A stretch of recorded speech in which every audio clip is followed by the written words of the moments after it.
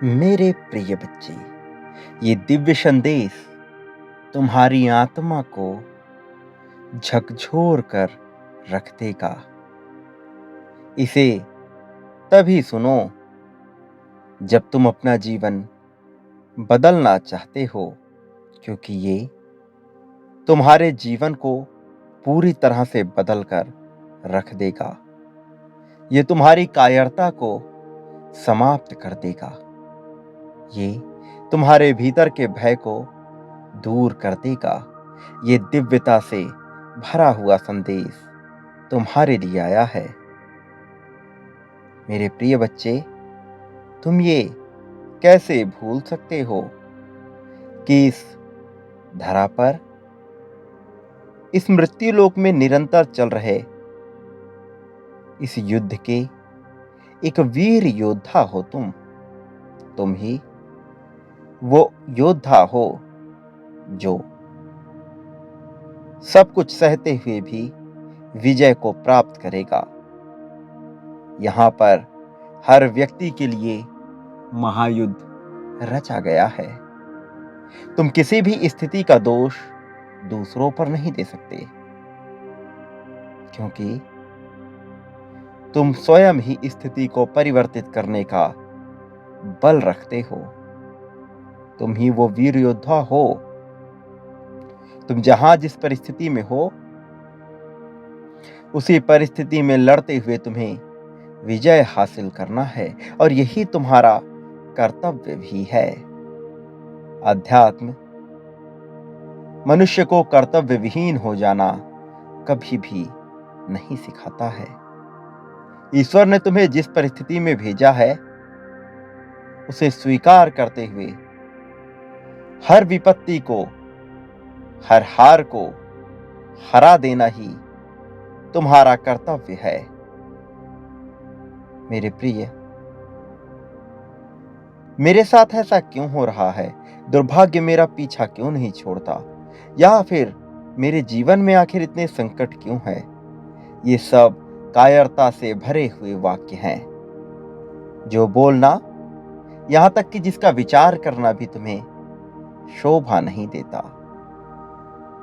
तुम्हारे पास जो विवेक है, तुम्हारी जो भुजाएं हैं और जो तुम्हारी आंखें हैं, उन्हें ईश्वर का निर्देश प्राप्त होता रहता है, और यही तुम्हारे लिए पर्याप्त है। तुम अपने साथ साथ इस सृष्टि का भी भला कर सकते हो। जिस प्रकार से सूर्य इस संपूर्ण सृष्टि को प्रकाश देता है, उसी प्रकार से तुम भी सबको प्रकाशित कर सकते हो। लेकिन क्या कभी सूर्य यह प्रश्न करता है कि जलती अग्नि का श्रृंगार मेरे ही भाग्य में क्यों आया? स्वर्ण हो, लोहा हो या मिट्टी हो, अग्नि में तपे बिना कोई भी स्वरूप धारण नहीं कर सकता, ना ही कोई मूल्य को प्राप्त कर सकता है। तो यदि तुम्हारे जीवन में संघर्ष की अग्नि प्रज्वलित हो रही है, तो तुम बेवजह के प्रश्न क्यों कर रहे हो?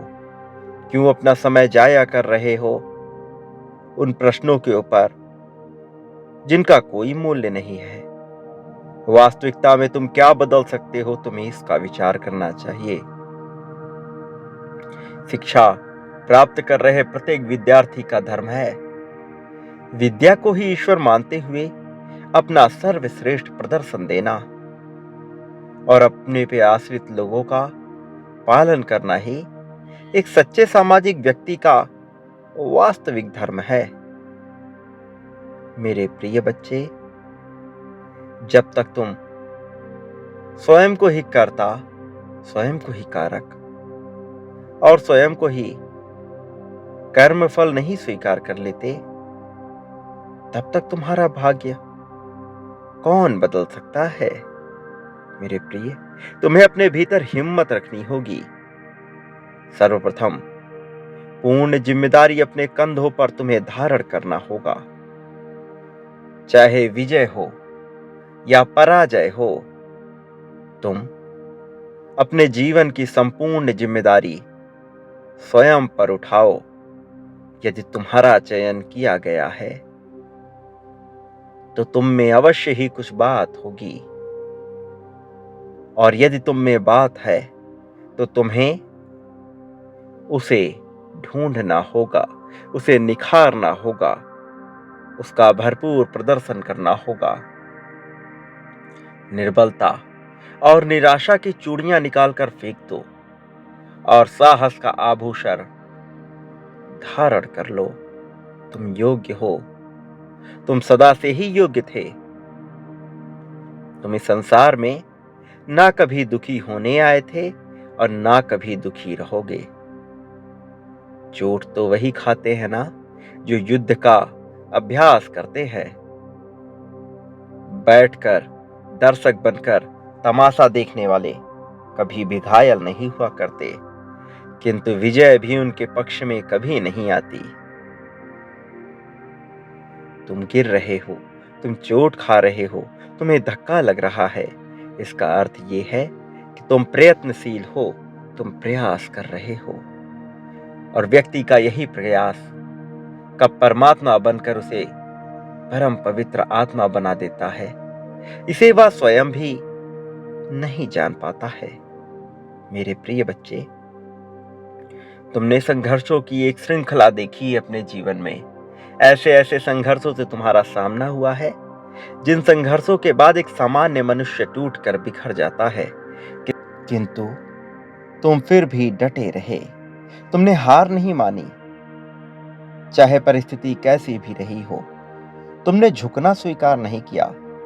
परिस्थितियों के चलते भले ही तुम भौतिक रूप से कहीं पर भी झुकने को तैयार क्यों न हो गए, किंतु तुम्हारे भीतर वो आग जलती रही, तुम्हारे भीतर एक ज्वाला धधकती रही।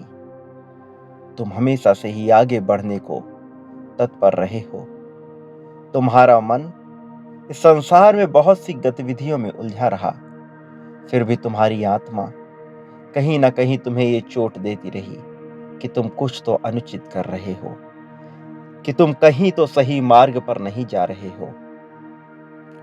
बहते पानी के जैसे तुम्हारा जीवन चलते रहना चाहिए।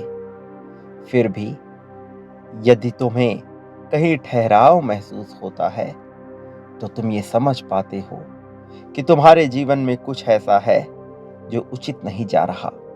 मेरे प्रिय, चाहे परिस्थिति अच्छी हो या बुरी, सदैव नदी के जल के समान बहते रहो, क्योंकि यदि तुम जीवन रूपी धारा के विपरीत जाने का प्रयत्न करोगे तो अंततः कहीं पहुंच तो नहीं पाओगे, बल्कि तुम्हें दुखों का बहुत ज्यादा सामना भी करना पड़ेगा।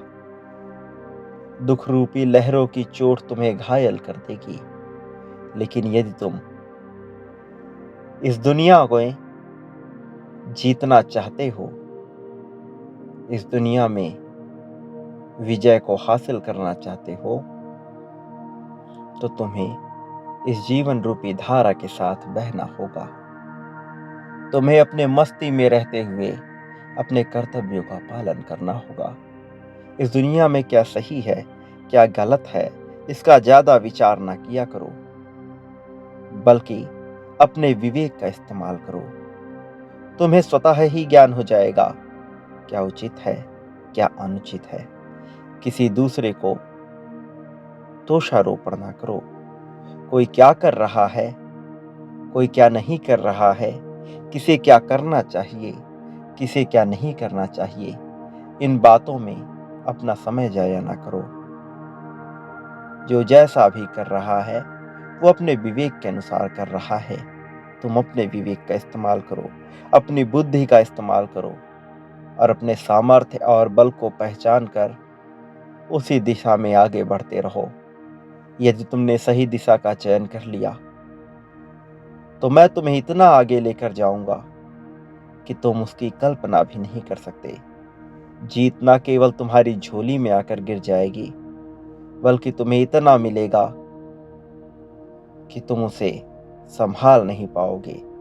तुम बांटते बांटते थक जाओगे, किंतु तुम्हारा यश, तुम्हारा धन तुम्हारी समृद्धि और प्रेम कभी समाप्त नहीं होगा।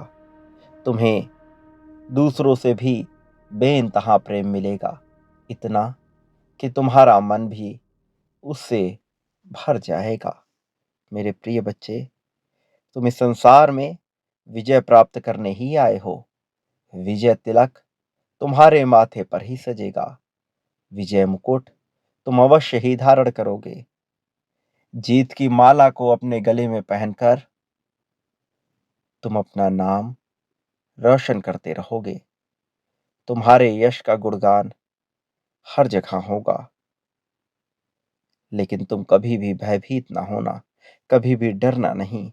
ये मत सोचना कि तुम कभी अकेले हो, क्योंकि मेरा आशीर्वाद सदैव तुम्हारे साथ है। सदा सुखी रहो, तुम्हारा कल्याण हो। मेरे प्रिय बच्चे, तुम्हारी प्रगति होगी।